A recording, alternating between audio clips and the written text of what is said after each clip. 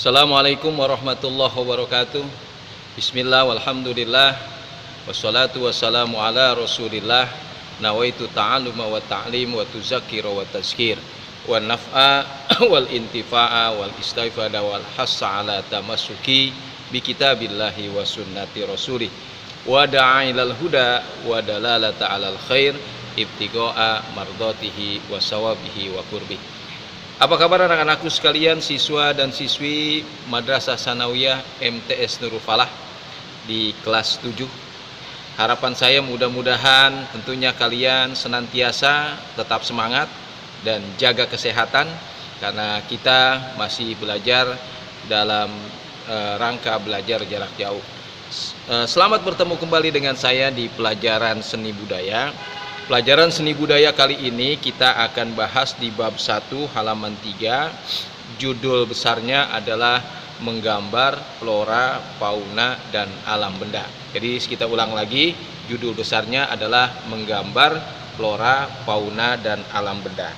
Nah, anak-anakku sekalian yang berbahagia, perlu kita ketahui bersama, dalam menggambar itu, menggambar itu adalah merupakan aktivitas mental dan fisik yang tentunya rasa dalam diri kita kemudian kita tuangkan di dalam bentuk goresan tangan, tentunya pada media 2 atau media 3 dimensi. Jadi alam pikiran hati kita kemudian kita tuangkan dalam goresan tangan pada media 2 dimensi atau 3 dimensi, tentunya dengan menggunakan imajinasi dan perasaan melalui alat gambar. Alat gambarnya itu seperti apa? Pensil, bolpen, krayon, dan alat-alat lain yang dapat digunakan untuk menulis. Dan menggambar juga bisa dapat diartikan sebagai bentuk kegiatan seni rupa yang melibatkan gagasan, imajinasi, media 2-3 dimensi, dan lain sebagainya. Kemudian dalam menggambar, seseorang itu harus menguasai kemampuan menggambar, terutama dalam menggambar bentuk. Menggambar bentuk adalah cara menggambar dengan meniru objek yang mengutamakan kemiripan rupa. Itulah gambar bentuk. Kalau kita ingin menggambar bunga, maka perasaan kita yang kita tuangkan dalam media tulisan harus menghasilkan bunga. Jadi bentuknya mirip dengan objek yang kita inginkan. Nah, dalam menggambar ini harus digambarkan secara tepat sesuai dengan keadaannya, bentuk maupun warnanya. Itulah gambar objek.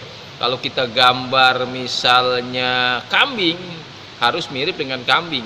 Jangan kambing kemudian berubah lehernya jadi panjang menjadi jerapah. Jadi sesuai dengan objek yang akan kita gambar. Nah, objek gambar ini bisa diambil dari alam, seperti misalnya flora. Flora itu alam tumbuh-tumbuhan. Kemudian juga bisa diambil dari fauna, dari bentuk hewan atau bentuk-bentuk benda yang dibuat manusia yang sudah ada di alam, misalnya membuat lemari, membuat batu, air, awan, dan lain sebagainya dibentuk dalam media gambar. Nah, perlu diketahui anak-anakku sekalian, memahami objek menggambar ini tidak terpaku kepada satu macam objek saja, tetapi bisa mengambil atau menyusun gambar sesuai dengan imajinasi dan perasaan. Objek gambar bisa diambil ya tadi seperti saya katakan dari alam flora, dari alam fauna, atau benda-benda yang kita lihat di sekeliling kita. Kemudian kita harus memahami juga apa yang dimaksud dengan komposisi. Nah, penempatan objek gambar sebenarnya dapat disusun sesuai dengan keinginan kreativitas peserta yang dimiliki. Sebelum objek gambar dibuat, sebaiknya peserta harus menentukan jenis benda yang akan digambar.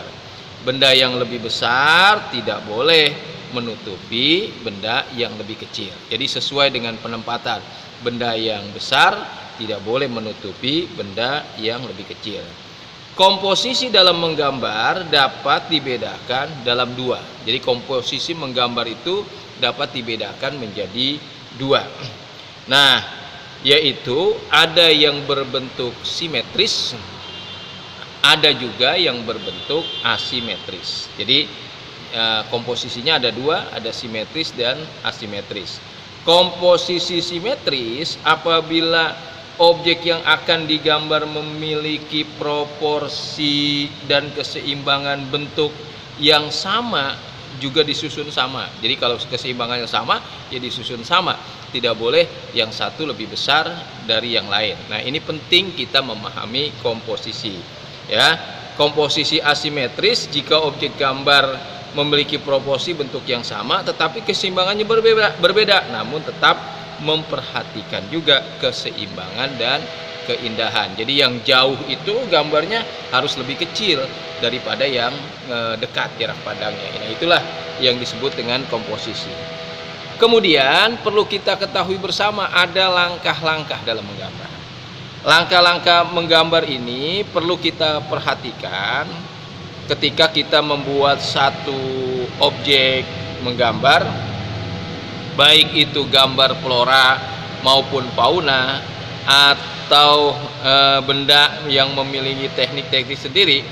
Pertama, kalau kita menggambar flora, ini memiliki banyak bentuk dan jenisnya.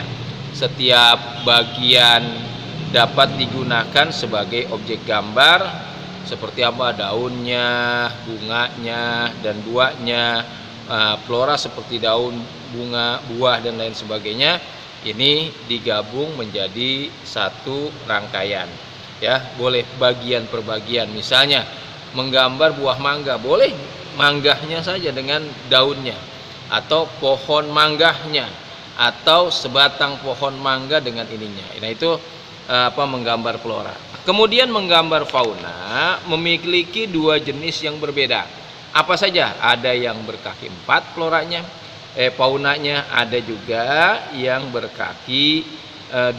Kalau berkaki 4 misalnya kambing, apalagi sapi. Kalau berkaki 2 misalnya ayam, bebek, dan lain sebagainya. Kemudian juga harus dibedakan mana hewan yang hidup di air seperti ikan, mana hewan yang hidup di darat.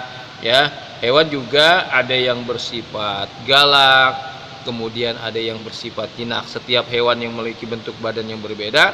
Nah, saat menggambar hewan dapat dimulai dari badan, kemudian berlanjut ke kepala, kaki, atau cakarnya. Kemudian anak-anakku sekalian, ketika kita menggambar alam benda disebut juga dengan menggambar bentuk. Alam benda dapat terdiri dari bentuk benda buatan manusia atau benda yang sudah berbentuk dari alam. Jadi alam benda itu terbagi dua, ada yang buatan manusia atau memang sudah jadi dari alam. Misalnya apa alam benda buatan manusia? Misalnya kendi, piring, mangkok, gelas. Nah, itu memang dibuat oleh manusia, dibentuk tersendiri, boleh dijadikan objek. Atau yang sudah ada di alam, seperti apa? Batu, air, terus awan. Nah, itu memang sudah jadi dalam. Nah, pada saat menggambar benda ini perlu diperhatikan pertama proporsi bentuk benda yang akan digambar. Kedua, komposisi dalam meletakkan benda itu. Ketiga, cahaya yang menyinari objek gambar. Keempat, penggunaan arsiran atau warna yang membentuk kesan 3 dimensi. Kelima, penggunaan latar belakang atau backgroundnya. Ini perlu diperhatikan. Kemudian alat menggambar itu terbagi menjadi dua.